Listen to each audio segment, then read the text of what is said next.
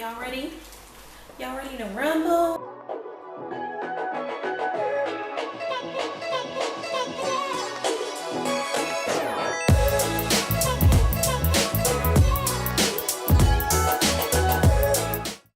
Hey guys, welcome back to my channel. This video is going to be about my medical school application, interview tips, personal statement tips, what I'd say you shouldn't do and what you should do. And yeah, like I'm currently in medical school now, and not in the UK, but I did get an offer from a uni in the UK, so I'd say my advice is not amazing, but it will definitely be helpful.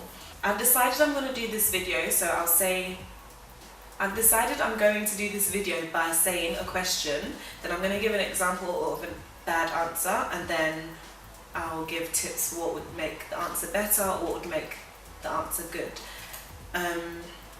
So I'm going to be looking down a lot because I've written down the questions and I can't remember them off by heart, so yeah. The first question for like an interview that you could get asked is, why medicine? I'd say my bad answer would be because I like science and I want to help people.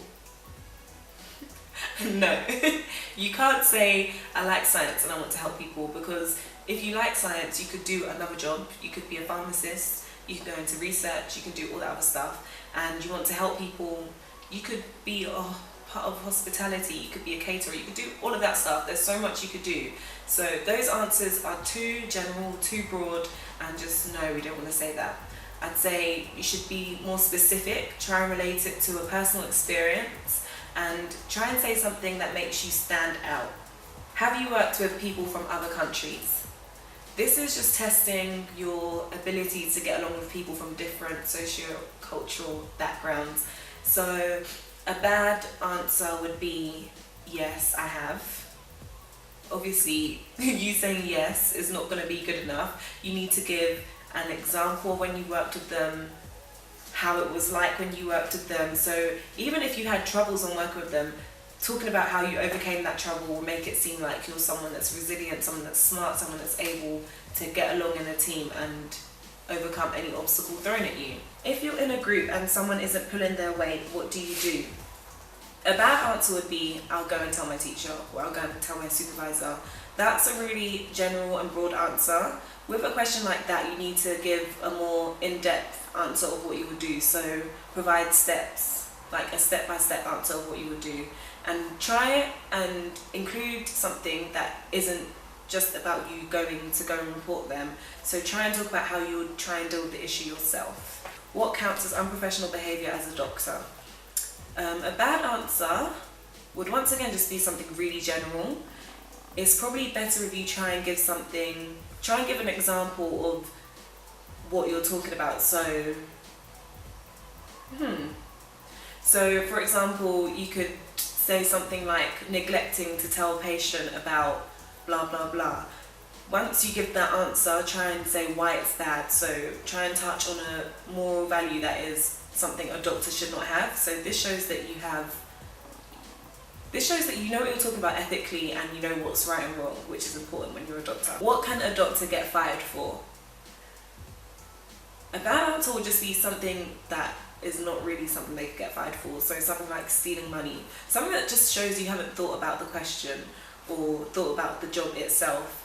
This is related to the last question in terms of you having to talk about something that is morally incorrect, and you need to be able to show that it's not just about how they treat their patients, but it's also about how they treat people in their workplace, and then also how they treat everyone, so public in general.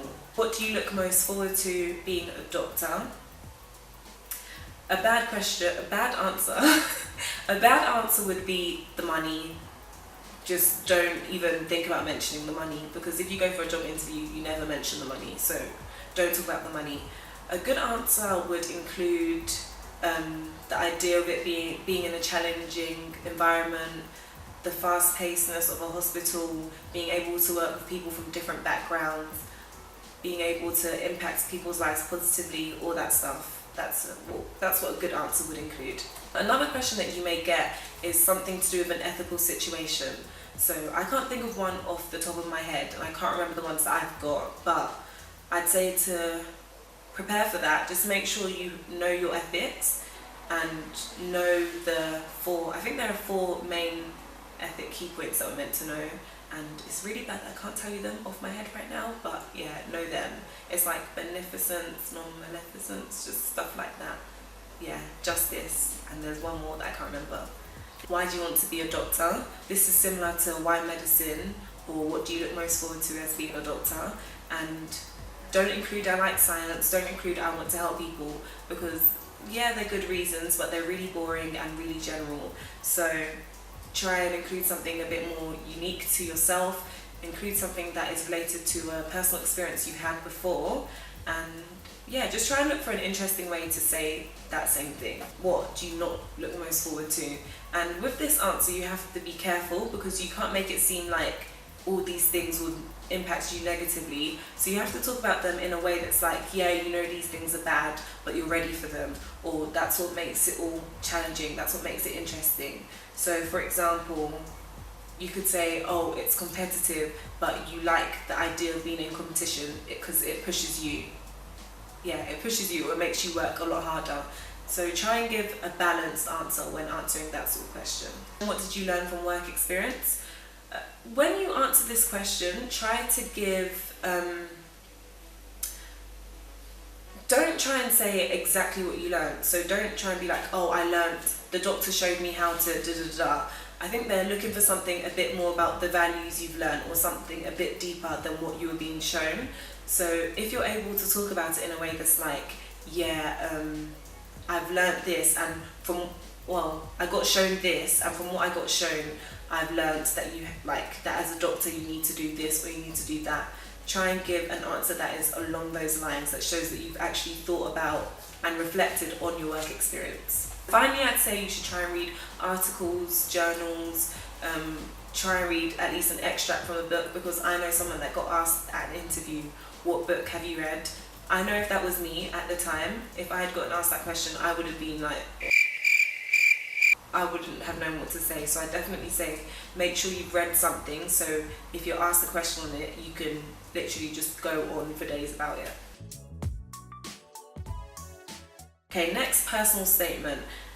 When you're writing your personal statement, include why you want to do it, include stuff about your work experience, about your extracurricular activities, and just big yourself up.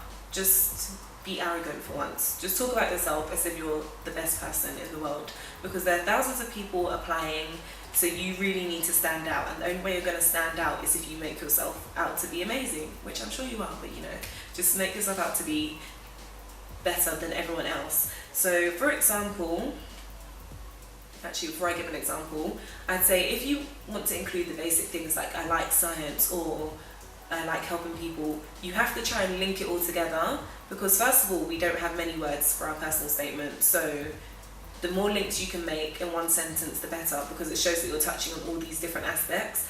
So for example, I'm going to give an actual example for something I wrote in my personal statement. 1 second.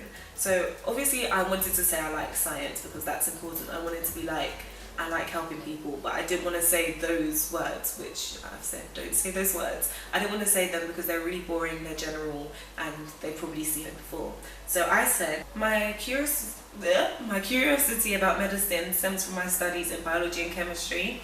Learning that Down syndrome is caused by non-disjunction on the 21st chromosome was of particular interest to me, and it led me to read more about the genetic causes of autism, the nature of my sister's disability. So in one sentence, I spoke about my like for science. I related it to a personal experience or personal work experience that I had. And I also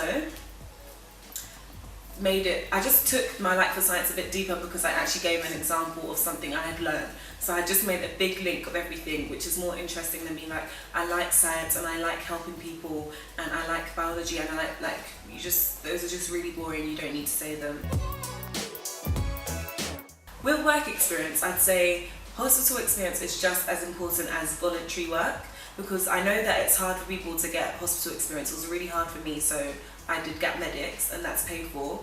But I'd say that if you've done voluntary work for like a year or 2 years, or if you're a young carer, then make sure you include that, because I included all those things and those really helped me with getting my interviews. Finally, I was just going to quickly talk about MMIs. I had an MMI interview myself, and it's basically where there's loads of different stations, and in each station they're testing something new. I hated my MMI interview so much. Like, it was actually the worst interview I've ever had for anything. My only tip for it would be, don't let each station get you down. So go to each station with the same enthusiasm that you had entering the interview. And that's all for this video. I hope you liked it. If you did, then please like it and comment if there's anything else you want to see or any other questions you have about my application, and I'll make sure to answer them. You can ask me any questions on my socials, which will come up on either side, I don't know yet, or in the comment section down below. And the next video will be about what it was like once I got to Cyprus, so make sure you stay tuned for that and subscribe so you don't miss it. Bye guys!